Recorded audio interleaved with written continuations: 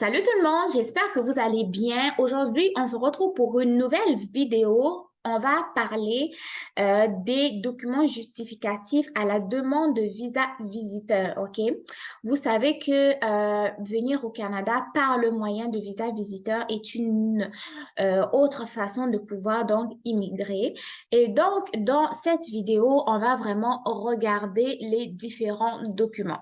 Ne vous en faites pas, à la fin de la vidéo, je vous mettrai le lien en barre d'information afin que vous puissiez pouvoir voir les autres étapes, OK? Donc, les différentes étapes comme étape à suivre pour présenter une demande, qui peut présenter une demande, puis après avoir présenté une demande, qu'est-ce qu'il faut faire, OK? Donc, moi, j'ai choisi d'abord de vous présenter les différents documents. Ensuite de ça, on va pouvoir voir les autres étapes, OK? Donc, voilà, ça ne sera pas long. On va faire ça ensemble. Donc, ça, c'est vraiment les documents justificatifs à la demande de visa d'études. Donc, quand vous cliquez sur le lien d'Immigration Canada et réfugiés, vous tombez sur cette page ici. Cette page ici. Je vais vous montrer comment elle s'affiche lorsque vous allez tomber dessus. Donc, vous allez venir visa visiteur au sujet du document, OK? Là, vous allez avoir les différentes informations. Donc, ici, au niveau des frais, les frais de traitement, c'est 100 $. Ensuite, le délai de traitement va varier selon le pays. Et la durée de séjour permise, ça va être décrit ici, OK? Donc, la majorité des personnes peuvent rester jusqu'à 6 mois au Canada avec un visa visiteur. Et donc, là, si vous voulez vérifier si vous avez besoin d'un visa visiteur avant d'en demander un, vous pouvez lire cette partie ici. Donc, là, on va aller à qui peut présenter une demande. Donc, les personnes qui sont admissibles à avoir un visa visiteur, donc, doivent satisfaire les exigences suivantes. Premièrement, posséder un titre de voyage valide comme un passeport. De préférence, un peu plus valide que 1 mois, OK? Donc, valide pendant 2 ans, pendant 3 ans, pendant 1 an ou moins, mais pas pendant 1 mois ou 2 mois, OK? Donc, ensuite, vous devez être en bonne santé, ne pas avoir été reconnu coupable d'actes criminels ou d'infractions liées à l'immigration, convaincre un agent d'immigration que vous retournerez dans votre pays de résidence à cause des liens que vous avez comme un emploi, une propriété, des actifs financiers ou de la famille. Ça, vous pouvez même vous en servir pour pouvoir les mettre dans votre lettre explicative lors de vos demandes de permis d'études, OK, ou de demande de CAQ. Ensuite, vous allez convaincre un agent d'immigration que vous quitterez le Canada à la fin de votre séjour et avoir suffisamment d'argent pour votre séjour, c'est-à-dire le montant nécessaire qui va dépendre de la durée de séjour et variera selon que vous séjournez dans un hôtel ou chez des amis ou même chez des parents. Ça veut dire simplement que si vous résidez dans un hôtel, vous devrez avoir plus d'argent parce qu'il faut louer la chambre, il faut louer la nourriture. Alors que si vous résidez chez un ami ou un parent, ça va vous coûter moins cher parce que déjà, l'hébergement, vous n'allez pas le payer. Maintenant, ça, c'est les critères d'admissibilité. Cependant, certaines personnes vont être reconnues comme interdites du territoire au Canada. Ça va être des personnes qui ont participé à des actes criminels, à des violations de droits de la personne ou à des activités liées au crime organisé. OK? Maintenant, en ce qui concerne les enfants mineurs au Canada, ils ont dit que vous devez vous assurer de savoir quoi faire selon vos enfants mineurs au Canada. Vous pouvez cliquer sur le lien ici, ça va vous donner plus d'informations à ce sujet. Donc, les enfants mineurs sont des enfants qui sont âgés de moins de 18 ans et qui vont voyager seuls ou avec vous ou avec quelqu'un d'autre, OK? Donc, comment présenter une demande? Je vais faire un tour rapide, puis on va aller au sujet qui nous intéresse le plus, donc les documents justificatifs. Donc, comment présenter une demande? Avant de présenter une demande de visa visiteur, en fait, ce que vous devez savoir que vous devez premièrement obtenir les documents pour répondre aux exigences pour un visa. Ensuite, vous devez vous renseigner sur les mesures que vous devez prendre en ce qui a trait avec vos données biométriques. Donc, normalement, vous devez euh, donner vos données, fournir vos données biométriques pour espérer avoir un visa. Ensuite, pour obtenir des instructions plus détaillées, vous devez répondre à quelques questions suivantes. Donc, premièrement, pourquoi est-ce que vous venez au Canada? On peut prendre pour rejoindre un membre de votre famille.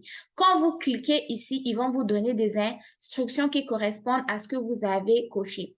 Donc, si vous venez au Canada pour des raisons d'affaires, pour assister à des funérailles, pour joindre l'équipage d'un navire, pour occuper un poste de diplomate, pour accompagner un membre de la famille immédiate qui occupe un poste de diplomate, pour régler des affaires d'un victime du vol d'Ukraine International Airlines, pour obtenir l'autorisation de voyage d'urgence Canada-Ukraine ou aucune de ces réponses, OK? Non, si vous choisissez pour rejoindre un membre de la famille, les instructions supplémentaires, ils les diront comme ça. Si ce n'est pas ce à quoi vous vous attendriez, sélectionnez à nouveau dans la liste. Pour présenter une demande pour rejoindre votre famille, vous venez ici. Donc, comment présenter une demande?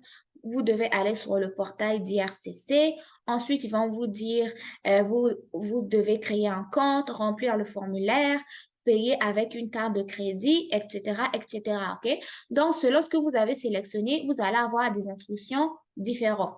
Maintenant, nous, on va faire juste une marche arrière. On va aller trouver les documents nécessaires dont vous avez besoin pour pouvoir présenter une demande de visa visiteur. Si vous avez des amis au Canada, si vous avez des membres de la famille au Canada et que vous voulez les rejoindre, OK? Donc, on va aller sur notre menu principal qui est le point 4 ici, documents et justificatifs, OK? Donc, ici, pourquoi voulez-vous visiter le Canada? On va venir ici pour visiter à titre de touriste, pour des raisons d'affaires, pour visiter de la famille, pour des raisons d'ordre humanitaire. On va prendre pour visiter de la famille. Ensuite, quel est le statut de votre membre de la famille au Canada? On va prendre par exemple que le membre de votre famille est un résident permanent. On va aller chercher résident permanent au Canada. Ensuite, ils vont vous poser d'autres questions. Avez-vous l'intention de visiter vos enfants ou vos petits-enfants pour plus de 6 mois? OK? Faut faire attention avec les questions qu'ils vont vous poser, hein. Ils ont dit que un visa visiteur pouvait vous être donné et vous pourrez rester au Canada maximum 6 mois, quand je vous l'avais montré au début. Là, maintenant, ils vous demandent, est-ce que vous avez l'intention de rester plus de 6 mois? On va dire non, qu'on va simplement rester 6 mois. Donc, là, ils vont vous montrer, ils vont vous donner ce filtre ici, donc document à soumettre avec votre demande de visa et que vous devez apporter lorsque vous voyagez. Non, les documents qui sont ici sont les documents que vous allez soumettre lorsque vous allez faire votre demande et vous devez les avoir avec vous lorsque vous allez voyager pour le Canada. OK? Maintenant, il y a une petite spécificité que vous devez comprendre. Au sujet des documents affichés, les documents affichés ci-dessus ne sont pas tous obligatoires, certains sont facultatifs, c'est-à-dire au choix. Ceci n'est pas une liste complète de preuves acceptables pour appuyer une demande de visa. Veuillez soumettre uniquement les documents facultatifs qui démontrent que vous êtes admissible pour un visa. Même si vous soumettez tous les documents mentionnés, ce n'est pas en garantie que votre demande sera approuvée. Il se peut que nous vous demandions d'autres renseignements ou documents qui ne figurent pas sur la liste, OK? En gros, ça veut dire que tous les documents qui sont là ne sont pas obligatoires et obligatoires d'être soumis. Cependant, s'il y a des documents que l'immigration juge nécessaire que vous devez mettre, ils vont vous le dire, OK? Donc, le premier document ici, c'est la lettre d'invitation. La lettre d'invitation, elle n'est pas obligatoire ou non, non, OK? Elle est facultative, c'est-à-dire au choix. Donc, elle va donc appuyer votre demande de visa, mais elle n'est pas obligatoire, OK? Maintenant, c'est quoi une lettre d'invitation? Une lettre d'invitation, ça va être une lettre rédigée par un membre de votre famille au Canada. Cette lettre-là peut confirmer elle peut confirmer que le but de votre visite au Canada est valide, OK? Donc, la raison que vous avez dit, genre, rendre visite à un membre de votre famille est vraie, OK? Donc, Consultez les détails à inclure dans la lettre. Là, vous allez maintenant cliquer ici pour connaître qu'est-ce que vous devez mettre dans la lettre. On va aller voir. Donc, lettre d'invitation, renseignement à l'intention de la personne qui rédige la lettre.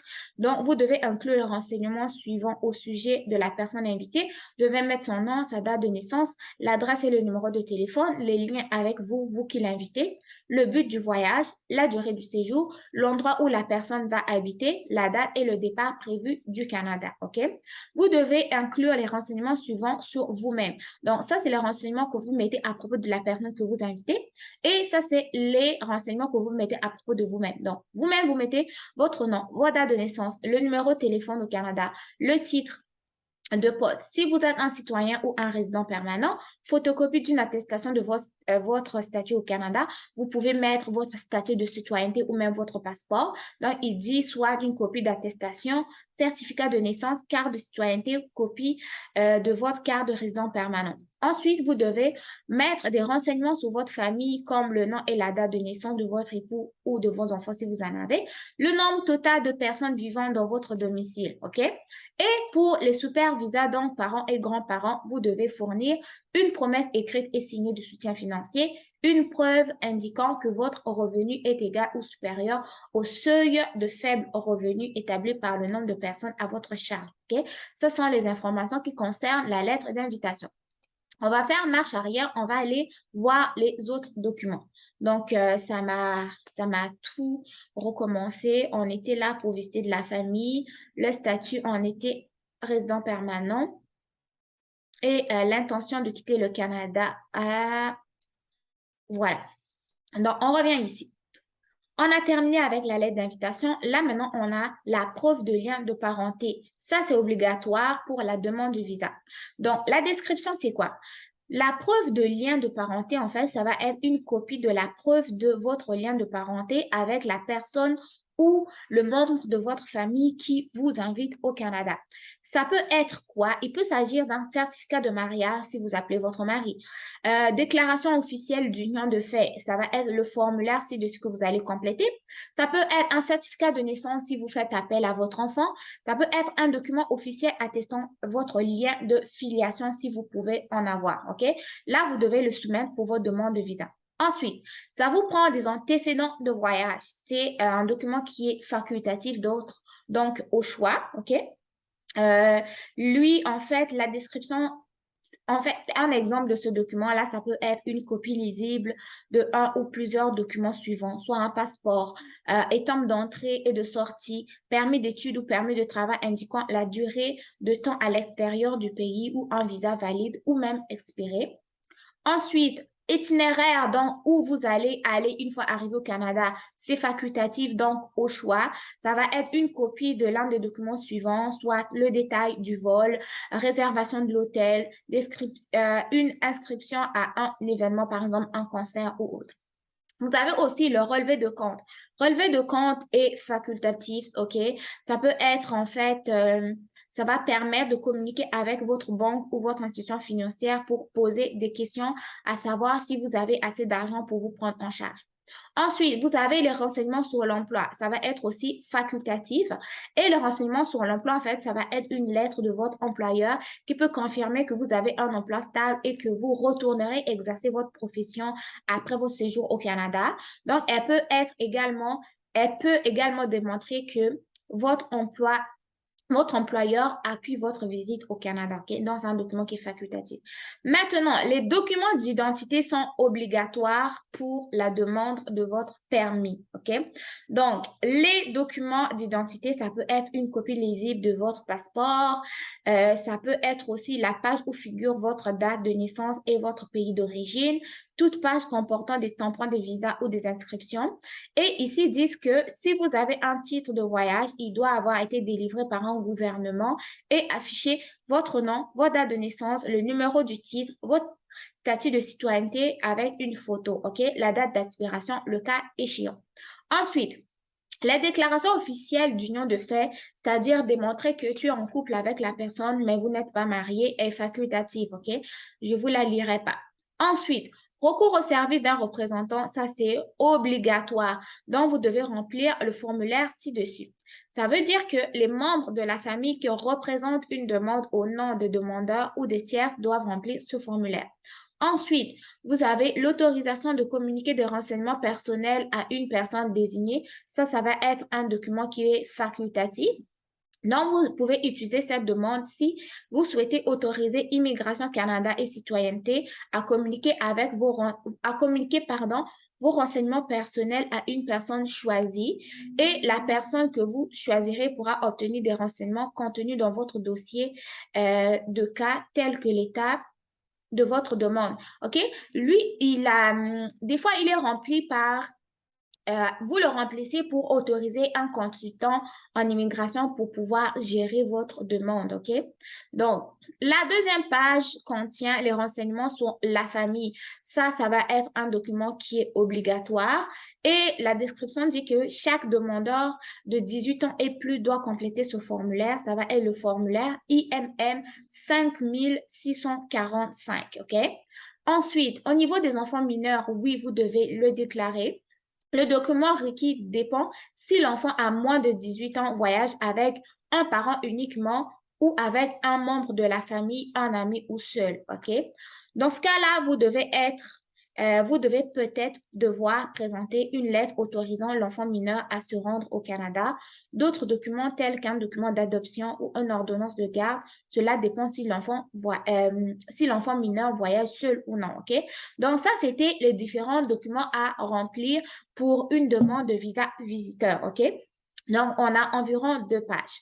Donc, moi, ce que je vous mettrai le lien en barre d'informations, mais si vous avez des questions, n'hésitez pas à revoir la vidéo pour savoir comment choisir le type de visa visiteur qui vous intéresse.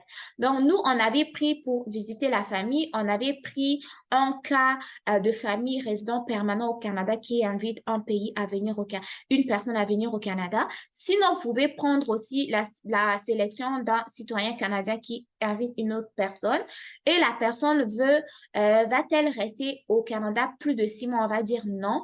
Et vous allez voir que les différents documents vont changer, OK? Là, vous allez avoir simplement 2 documents, donc renseignements sur la famille et renseignements sur les enfants mineurs ou non, OK? Donc, tout dépendamment du titre ou du statut de la famille qui est au Canada ça va aussi vous donner les documents différents à fournir. Donc, les documents pour un résident permanent ou les documents pour un citoyen canadien ne seront pas les mêmes, OK?